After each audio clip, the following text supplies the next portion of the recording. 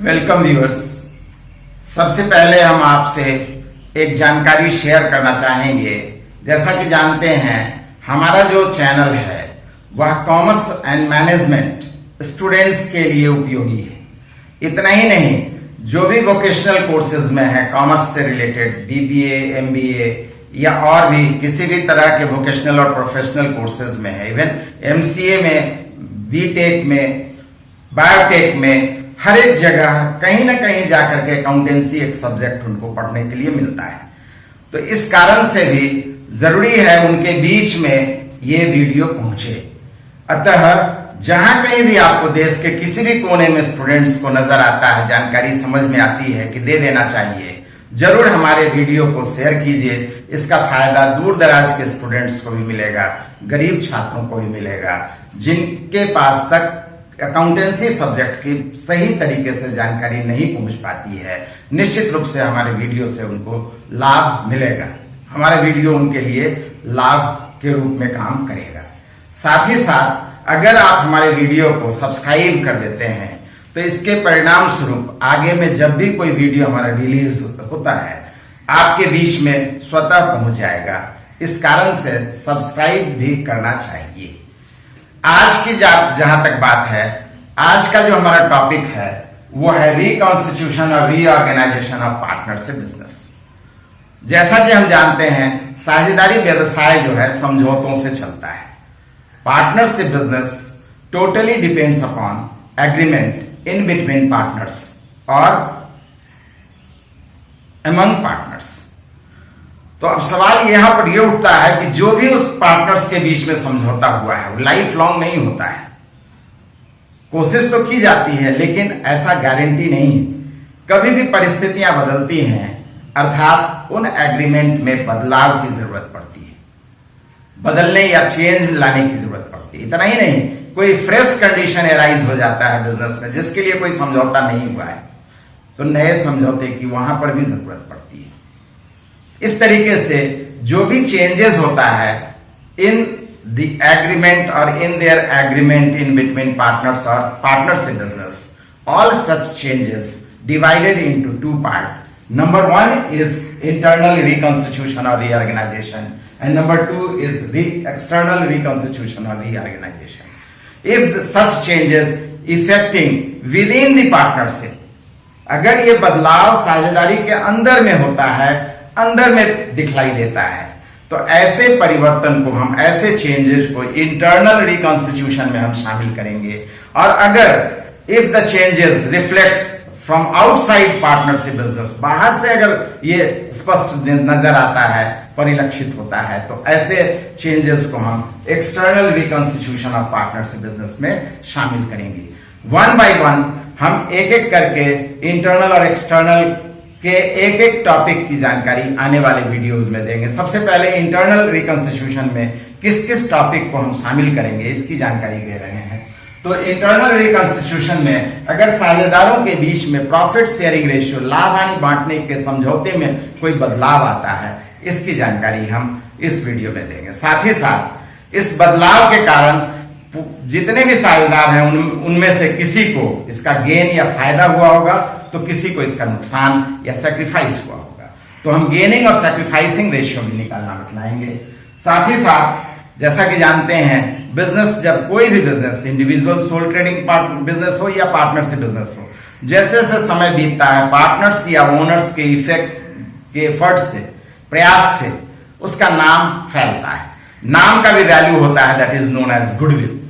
तो गुडविल का वैल्यूएशन कैसे होगा इसकी भी जानकारी हम आपको इस वीडियो में देंगे। साथ ही साथ इसके बाद एसेट्स और लायबिलिटीज में, जो बिजनेस का एसेट्स और लायबिलिटीज है, जब समय दर समय, टाइम टू टाइम जब समय बीतता चला जाता है, तो ऐसी स्थिति में उसके वैल्यू में चेंजेस आता है, स्पेशली फिक्स्ड एसेट्स में या और किसी भी एसेट्स में चेंजेस अगर आता है तो उस चेंजेस से बिजनेस में प्रॉफिट लॉस होता है। तो उस चेंजेस से संबंधित रिलेटेड भी अकाउंटिंग, रिवैल्यूएशन अकाउंटिंग के नाम से हम आपको इस वीडियो में, इस सीरीज ऑफ वीडियो में देंगे। और नेक्स्ट आ जाता है जो हमारा गुडविल है जिसका वैल्यूएशन हुआ है। साथ ही साथ अनडिवाइडेड प्रॉफिट, अनडिस्ट्रीब्यूटेड प्रॉफिट अगर बिजनेस में है, रिजर्व या जनरल रिजर्व नाम का वैल्यू है, या रिवैल्यूएशन अकाउंट में जो प्रॉफिट आया है, इससे रिलेटेड क्या अकाउंटिंग होगी, इसकी भी विस्तार से जानकारी हम आपको इंटरनल रिकंस्टिट्यूशन के अंतर्गत देंगे। अब बात एक्सटर्नल रिकंस्टिट्यूशन की करें तो जो बाहर से दिखलाई देने वाली स्थिति है उसमें admission of a new partner. अभी तक पार्टनरशिप बिजनेस में मान लेते हैं 4 पार्टनर थे, एक बाहर का एक और नए व्यक्ति को हम पार्टनरशिप बिजनेस में शामिल कर लेते हैं, तो बाहर से यह स्पष्ट हो जाएगा कि इस पार्टनरशिप बिजनेस में 4 नहीं 5 अब साझेदार हो गए हैं। तो इस तरीके से एडमिशन के कारण क्या अकाउंटिंग इफेक्ट आएगा, इसकी जानकारी हम आपको देंगे एक्सटर्नल रिकंस्टिट्यूशन के अंतर्गत। इसी तरीके से रिटायरमेंट, जितने पार्टनर हैं उनमें से किसी भी रीजन से एज फैक्टर हो सकता है, इनएफिशिएंसी उसमें आ सकती है, या बेटर अपॉर्चुनिटी आ सकता है, या निकाला जा सकता है, या स्वेच्छा से निकल सकता है।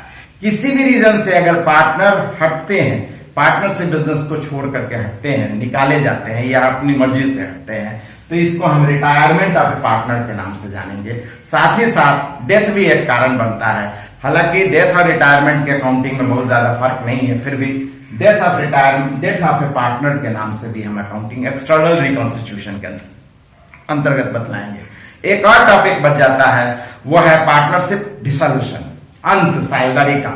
क्यों अंत होता है? तो साझेदारी बिजनेस के बारे में हम आपको पहले भी बतला चुके हैं। अनसर्टेन लाइफ है, अनिश्चित जीवन है।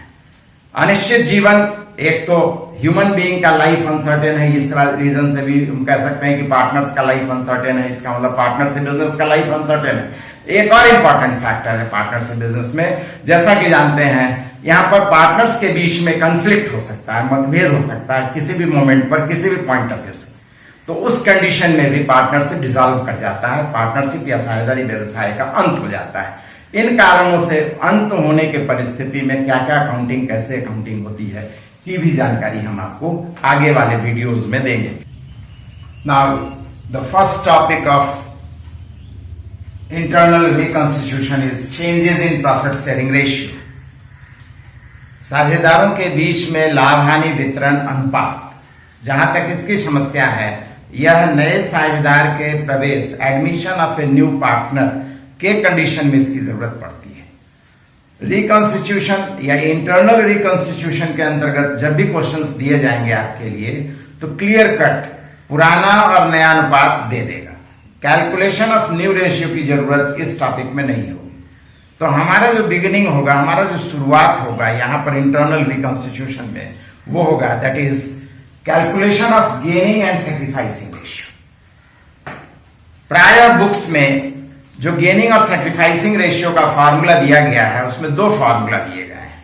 अब पहले से हमें तो मालूम नहीं रहता है कौन साझेदार गेनिंग के पोजीशन में आएगा, कौन सैक्रिफाइसिंग में। फॉर्मूला को अप्लाई करना कठिन हो जाता है।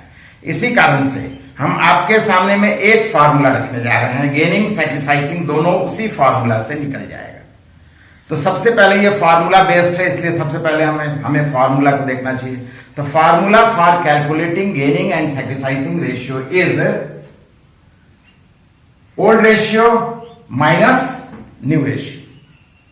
यानी साझेदारों के बीच में पहले का जो अनुपात है, उसमें से नए अनुपात जो एग्रीमेंट में आया है, समझौते में आया है, का डिफरेंस निकालेंगे हम एक एक करके, 1 by 1 हर एक इंडिविजुअल पार्टनर का। तो इस तरीके से जो हमारा रिजल्ट आएगा, देखेंगे वो पॉजिटिव साइन में आ रहा है रिजल्ट, तो उसे हम सैक्रिफाइस का नाम दे देंगे, रिजल्ट दे देंगे। निगेटिव में आ रहा है तो हम कहेंगे गेन की स्थिति है। जैसे एग्जांपल के रूप में मान लीजिए ए बी सी पार्टनर हैं for 3:1 ratio. Now they agree to share profit and loss equally. पहले से 3:2:1 के अनुपात में लाभ हानि बांटते थे, अब उनके बीच में समझौता हुआ है कि नहीं, अब वे लाभ हानि बराबर बराबर बांटेंगे। इस कंडीशन में आप ए बी सी तीनों का गेनिंग और सैक्रिफाइसिंग रेशियो कैलकुलेट कीजिए। तो 1 by 1 हम निकालने जा रहे हैं, एज, गेन और सैक्रिफाइस। अभी तो हमको मालूम नहीं है, तो रिजल्ट आने के बाद पता चलेगा।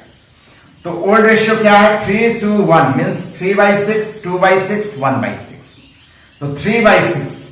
न्यू रेशियो क्या है? इक्वली। इक्वली मीन्स 1:1:1 बराबर है, और लोएस्ट फॉर्म में छोटा रूप में बताना है। तो 1:1:1 मीन्स 1/3, 1/3, 1/3। तीनों का डिनोमिनेटर इक्वल होगा। डिनोमिनेटर कैसे निकलता है? तो तीनों रेशियो को हम प्लस कर देंगे तो डिनोमिनेटर निकल जाएगा, याद रखना है। अगर इस फॉर्मेट में प्रोपोर्शन फॉर्मेट में रेशियो दिया गया है तो तीनों के रेशियो को हम प्लस कर देंगे, डिनोमिनेटर वैल्यू आ जाएगा। तो 3 2 5 6, 3 2 1 6 होता है, 6 आ गया डिनोमिनेटर हर एक का। ए का 3/6, बी का 2/6, 1/6 सी का।